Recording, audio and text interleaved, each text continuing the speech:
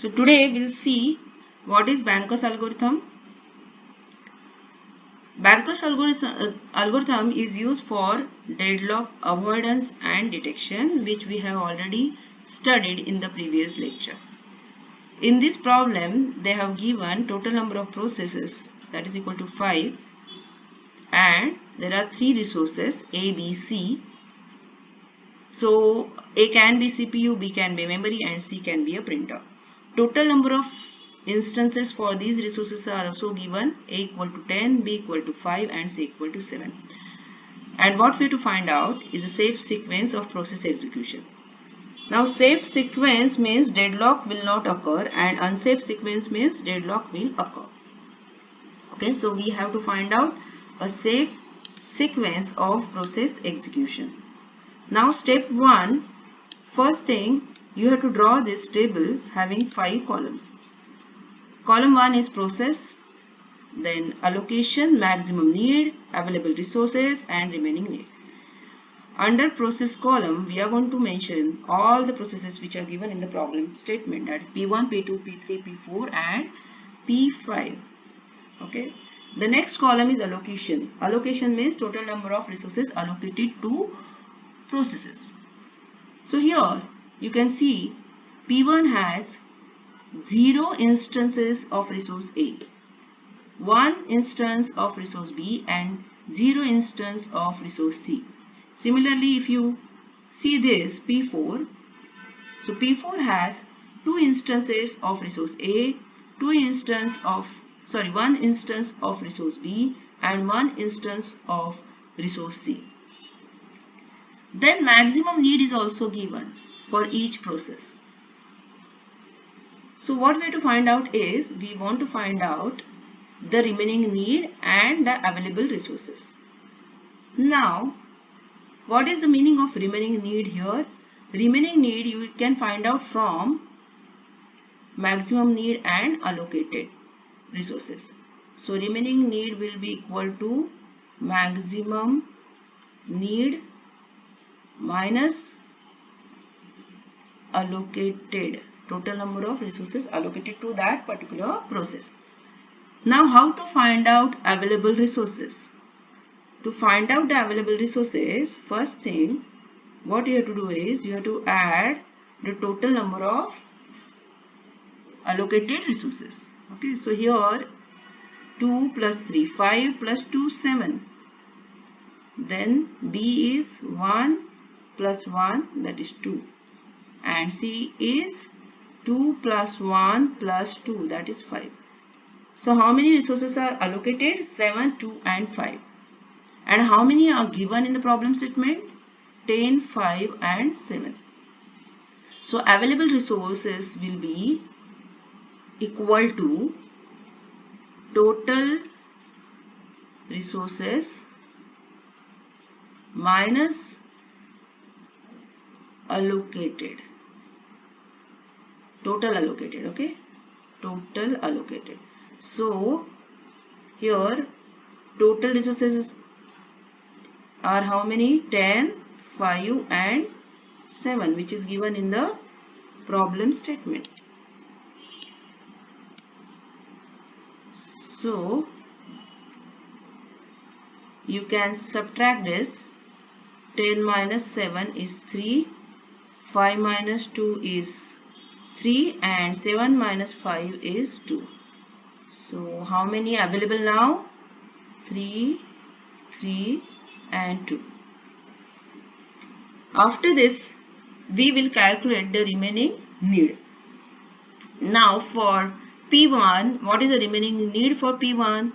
This is the maximum need. 7 minus allocated, that is 0. So the remaining need is 7. Here 5 minus 1 is 4. Then 3 minus 0 is 3. Okay.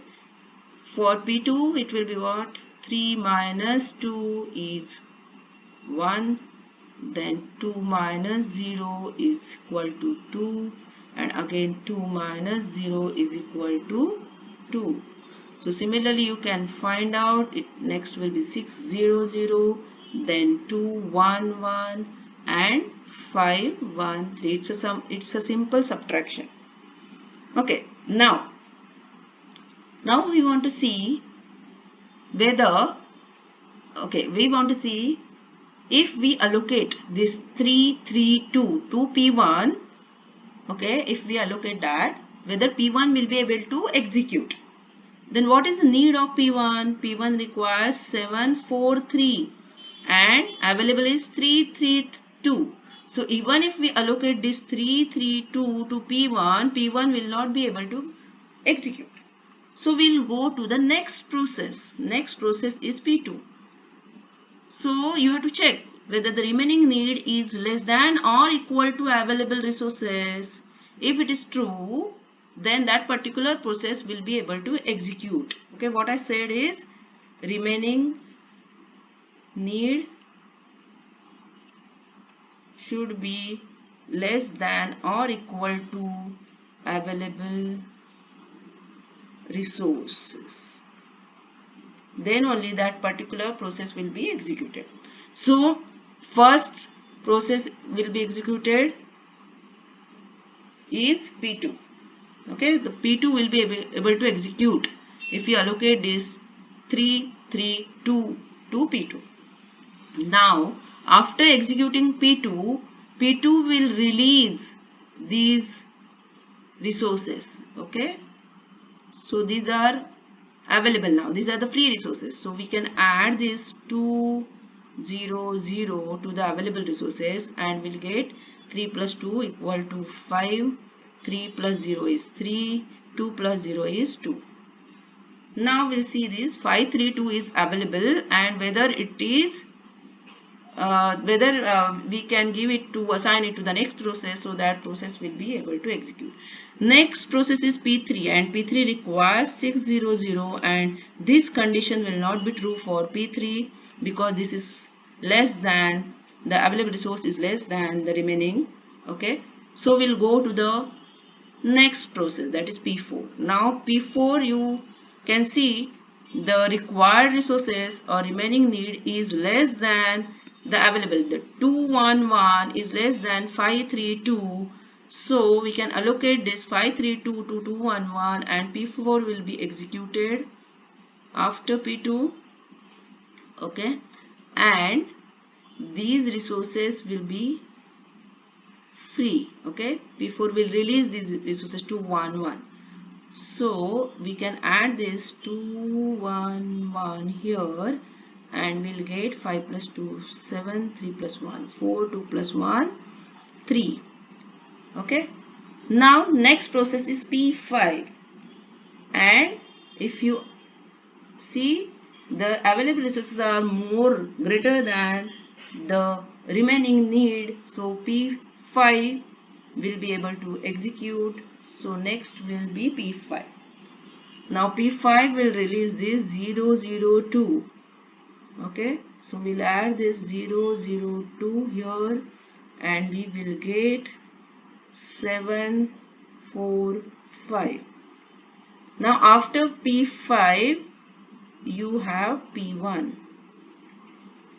So here the remaining need is less than or equal to the available, so P1 will be executed after P5 and these resources 0, 1, 0 we have to add here 0, 1, 0 and we will get 7, 5, 5.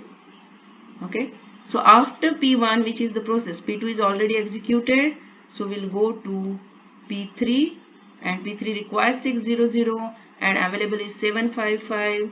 So we can allocate this 755 to P3 and P3 will be executed after P1. Okay, here I have taken after P2, I have checked, I have gone in this order only. Okay, but you can always take any order. You can randomly check whether the process is available and you can allocate the resources. So I have got this sequence. Okay, but each one of you may get different sequence because this order may not be the order of execution may not be like this. After P2 you can check P3 or P4 or P6, whatever you wish to. Okay, Now after executing P3, okay, after executing P3, these are the resources which are free now, 302. So if you add this 302, how much you will get? You will get 7 plus 3 equal to 10, 5 plus 0 is 5, and 5 plus 2 equal to 7. So what is this 10, 5, 7? This is the total number of resources given in the problem. So we'll get back all the resources, okay, after the execution of all the processes. So this is how the Banker's algorithm works.